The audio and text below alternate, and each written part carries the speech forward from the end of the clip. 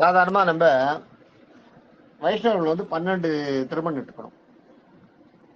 வைஷ்ணவர்களுக்கு வந்து ஒரு திருமணம் இட்டுக்கிறதுல 12 திருமணம் இருக்கணும்.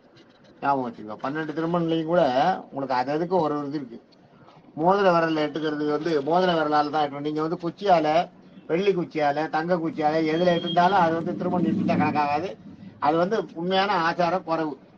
அதனால தான் நான் சிறந்த வைத்தியர் யாரும் வேற எதையுமே யூஸ் பண்ண மாட்டேன். விரல் தான் யூஸ் பண்ணுவோம். நீங்க வந்து நிறைய பேர் பாருங்க, வயசானவங்களை பாருங்க, வயசானவங்க கையில எடுக்கும்போது பாத்துருக்கீங்களா? கவனிக்கணும், இதெல்லாம் கவனிச்சீங்கன்னா கரெக்டா தெரியும். வயசானவங்க எடுக்கும் போது பாத்தீங்கன்னா இந்த மோதிர விரல் இருக்கு, இது பார்த்தீங்கன்னா ஆள்காட்டி விரல் இருக்கு பார்த்தீங்களா? ஆள்காட்டி விரலால எட்டுப்பாங்க. ஆள்காட்டி விரலால எட்டுக்கிறது வந்து மோட்சத்துக்கு ஆயுள் தீர்க்கும். முழு ஆயுசு இருந்துட்டு கடைசியில மோட்சத்துக்கு போறதுக்காக எட்டுக்கிறது ஆட்காட்டி விரல்ல. அது மாதிரி இந்த சின்ன பசங்க இருக்கு பார்த்தீங்களா, வாலிப வயசு, அவங்க கட்ட விரலால எட்டுப்பாங்க. பாத்தீங்கன்னா தெரியும், இப்படி இப்படி எடுப்பாங்க. நீங்க அதெல்லாம் வந்து இந்த மடத்துல இது எல்லாம் நடக்குது பாருங்க, அந்த வேத பாடசாலை அங்கெல்லாம் போய் உட்காந்து கீழே கூட்டு கவனிச்சோம்னா தெரியும். கட்ட வரலாறு இருந்தா பொருள் பொருள் நிறைய சேரணும்னு நினைக்கிறவங்க கட்ட வரலாறு எடுக்கிறது. அதே மாதிரி கல்யாணம் புது தம்பதிகள் இருக்காங்க பார்த்தீங்களா, அவங்க வந்து மோதிர விரல் எட்டுப்பாங்க. நம்ம மோதிர விரல் இருக்கு, அதில் எட்டுப்பாங்க. இதெல்லாம் ஆச்சாரியர் சொல்லிக் கொடுப்பாரு உங்களுக்கு, நம்ம குரு நம்மளுக்கு சொல்லிக் கொடுப்பாரு. இதெல்லாம் மோதிர விரல் எட்டுப்பாங்க. மோதிர விரல் எட்டுனா புத்திர பேருக்காக மோதிர விரல் எட்டுக்கு ஞாபகம் வச்சுங்க. இது வந்து புத்திர பேருக்காக எட்டுக்கிறது மோதிர விரல். ஆக நடு விரலால எட்டுக்கூடாது. இடது கையால திருமணம் இட்டுக்கூடாது, ஞாபகம் வச்சுங்க. இடது கையில குழைக்கவும் கூடாது, இடது கையில இட்டுக்கவும் கூடாது. இடது கையில திருமணம் குழைக்க கூடாது, வலது கையில தான் குழைக்கணும். வலது கையில இடது கையால நம்ம வந்து அதை எடுத்து வலது கையில வாங்கிட்டு இடது கையால அப்படி குழைச்சு இடது கையில நீங்க எந்த விரல எடுக்கணும்ன்றது உங்களுக்கு பாவம் நினைக்கிறீங்களோ அந்த விரலால எடுத்து வலது கையில இருக்க அந்த விரல்ல வச்சு அப்படி எடுக்கணும். அதுதான் உங்களுக்கு வந்து நம்மளுக்கு சாஸ்திர சம்பிரதாயம். அதுதான் திருமணம் இட்டுக்கிறது, அப்படிதான் எடுக்கணும். அதே மாதிரி நெகத்தால நெகம் படக்கூடாது திருமணில். திருமணம் எடுக்கும் போதோ திருமணம் சீக்கிரம் எடுக்கும் போதோ, சீக்கிரம்ன்றது நடுவில் எடுக்கிற அந்த சிகப்பு கோடு, திருமணன்றது வெள்ளை. இந்த சீக்கிரம் இது சிகப்பு கோடு எடுக்கும் போதோ நகத்துல படக்கூடாது. அதுதான் ஸ்ரீ வைஷ்ணவன்னாலே உங்களுக்கு என்ன, தூய்மையானவன், சாந்தமானவன், நம்பகமானவன் அந்த நெறிமுறைகளை கடைபிடிக்கணும். அவனுக்கு தான் இந்த 12 திருமணம் எடுக்கிறதுக்கு தகுதி.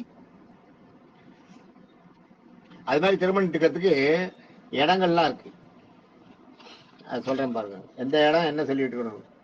கேசவாய நம்ம, கேசவாய நம்ம நெத்தியில் எடுக்கும்போது கேசவாய நம்ம இட்டுக்கணும். திருமணம் எடுக்கும் போது சீச்சொன்னுக்கு தனியா இருக்கு, நெத்தியில் எடுக்கும் போது கேசவாய நம்ம இட்டுக்கணும். தொப்புள் எடுக்கும் போது நாராயணாய நம்ம. அதே மாதிரி மார்பில் எடுக்கும் போது மாதவாய நம்ம. நெஞ்சில கழுத்து உள்ள நெஞ்சு குழியில் எடுப்போம் பார்த்தீங்களா, அது வந்து கோவிந்தாய நம்ம. அதே மாதிரி வலது கழுத்து விஷ்ணுவே நம்ம. வலது கழுத்தை இட்டு உடனே இடது கழுத்துக்கு வரக்கூடாது. வலது சைடு பூரா முடிச்சுட்டு தான் இடது பக்கத்துக்கு வரணும். திருமணம் எடுக்கிற முறை இதுதான். வலது விஷ்ணுவே நம்மன்றது வலது கழுத்து, மதுசூதனம்ன்றது வலது தோள்பட்டை, அதான் வலது புஜம். அது மாதிரி விஷ்ணுவேன்றது வலது தொப்புள், வலது நாபின்னு நினைக்கிறேன். திருவிக்கிரமாயணம்ன்றது வந்து வலது தோல். இந்த கழுத்துல வலது பக்கம் எடுக்கிறோமே, வலது கழுத்து இடது கழுத்து, அந்த இது. வாமனாயனம்ன்றது இடது கழுத்து, இடது தோல். வாமனாயனம நீ ரிஷிகேசாயனமா தான் இடது தோல். வாமனாயனமன்றது இடது அந்த கழுத்து உள்ள நெஞ்சு இருக்கும், அது ரிஷிகேசாயனமன்றது இடது தோல்.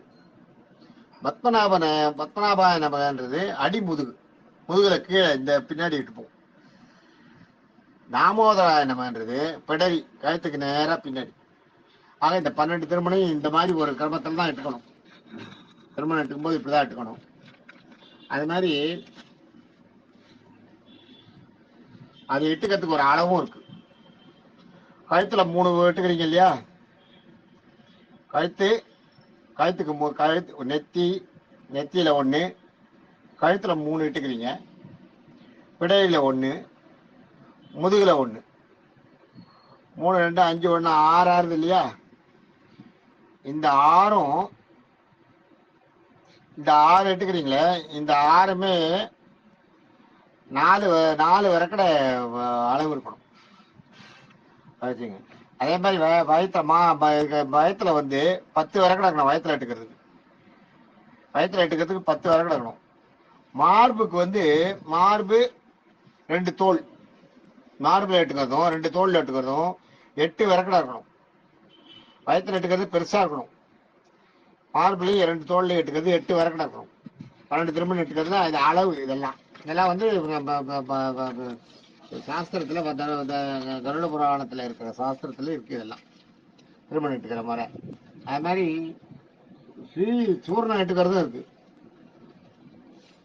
சூர்ணம் தேய்ச்சி அதே மாதிரி திருமணம் எட்டுக்கும் போது என்னன்னா 2 புருவம் இருக்கு பாருங்க, 2 புருவத்தை தொட்டு கீழே வந்து கூடணும். அதே மாதிரி தென்கை நாம 2 புருவத்தை தொட்டு கீழே கோடு வந்து அதுக்கப்புறம் மூக்கில் கொண்டு வரணும். அதுதான் அந்த திருமணம் எட்டுக்கிறது. அதே மாதிரி புருவத்தின் நடுவிலிருந்து தலையில எட்டு அந்த நடுவில் சீச்சொன்ன எடுக்கிறோமே, அது வந்து புருவத்துக்கு நடுவில் 2 புருவத்துக்கு நடுவில் ஆரம்பிக்கணும். ஆரம்பிச்சு நேராக கொண்டு போய் தலையில தலைமுடி முளைக்கிற இடத்தோட சேர்த்து விட்டுறணும். அதனுடைய நுனி தெரியக்கூடாது நம்மளுக்கு. மேல தலையில எங்க சேர்ந்துருக்கு. அதனாலதான் பாத்தீங்கன்னா அப்படியே நேரம் கடைசி வரைக்கும் தலை கொஞ்சம் இந்த மாதிரி பால் இருக்கிறவங்க எல்லாம் பாத்தீங்கன்னா அப்படியே நேரம் தலையில கொண்டு போய் மேல இப்படி கொண்டு போய் விட்டுருவாங்க மேலேயே. அப்ப பாத்தீங்கன்னா உங்களால நுனியை கண்டுபிடிக்க முடியாது. அவங்க தலையை குனியும் போது பார்த்தாதான் தெரியும். சாதாரண நேரம் பார்க்கும்போது முடிவு தெரியக்கூடாது. அந்த மாதிரிதான் எடுக்கணும். அது மாதிரி அதுல சுமங்கலி பெண்கள் பாத்தீங்கன்னா இந்த ஒரு நீளமா மேலையும் கீழே கூரா அந்த மாதிரி இட்டுக்கணும். நீளமா இருக்கணும், மேலையும் அப்படி கூரா இருக்கணும், கீழையும் அப்படி கூரா இருக்கணும். நடுவுல கொஞ்சம் அகலமா மேலே கூழ இருந்தா கூறு தனி கூரா வரக்கூடாது. அப்படியே போய் தானா அப்படி சேர்ந்துடணும், ஒரு இலையோட நுனி மாதிரி. அது மாதிரி கீழையும் அதே மாதிரி சேரணும். அதுதான் சுமங்கலி பெண்கள் வந்து அந்த மாதிரி இட்டுக்கணும். அது மாதிரி கணவனை இழந்த பெண்கள் வந்து எள்ளு இருக்கு பாத்தீங்களா, எள்ளு எப்படி இருக்கு, அதை எள்ள பெருசாக்கினா என்ன மாதிரி இருக்கும், அந்த மாதிரி இட்டுக்கணும்.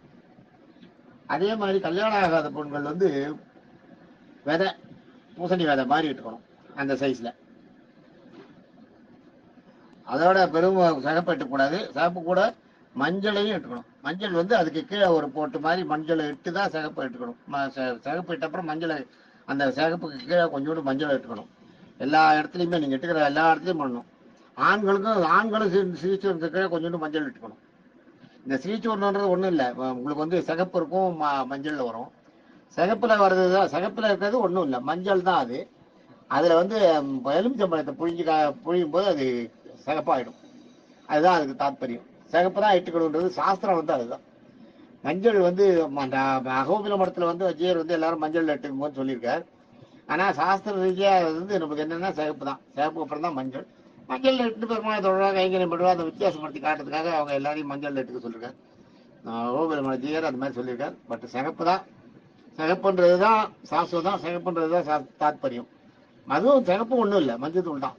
மஞ்சத்தூள்ல எல்லாம் லெமனை மிக்ஸ் பண்ணும்போது இந்த சிகப்பு ஆயிடும். அதுதான் ஆண்களுக்கு அதே சூடத்தை தான் எடுத்துக்கணும், ஆண்களும் அதே மாதிரி சூடத்தை எடுத்துக்கணும். அதே மாதிரி திருச்சூர்ணம் எடுத்துக்கும் போது என்ன பண்ணும், நடுவில் சிகப்பு எடுக்கும் போது நெத்தியில வந்து ஸ்ரீதேவியே நம்ம அப்படின்னு சொல்லி எடுக்கணும். நடு வயிற்றுல அமிர்தோபியவ நம்ம அப்படின்னு எடுக்கணும். மார்புல ஸ்ரீ கமலாலய நம அப்படின்னு இருக்கணும். கழுத்துல ஸ்ரீ லோகசுந்தரியே நமக அப்படின்னு இருக்கணும். பயிர் வலப்புறத்துல வந்து ஸ்ரீ விஷ்ணுபத்னியே நமக அப்படின்னு இருக்கணும். அதே மாதிரி வலது தோல்ல ஸ்ரீ வைஷ்ணவ தேவியே நமகான்னு இருக்கணும்.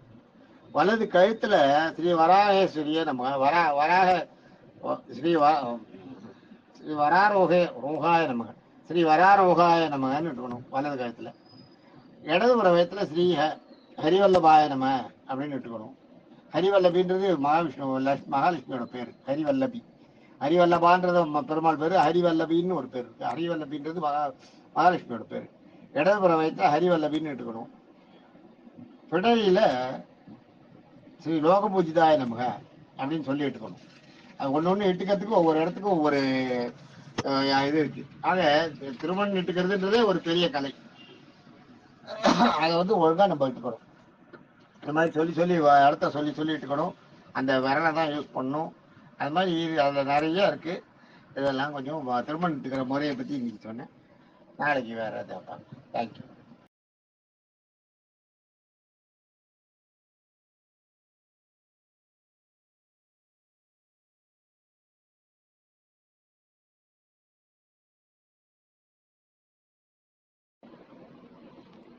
திருமணம் எடுத்துக்க வேண்டிய இடங்கள்ல நெத்தி 1, கழுத்து 3, 4, மார்பு 1, 5,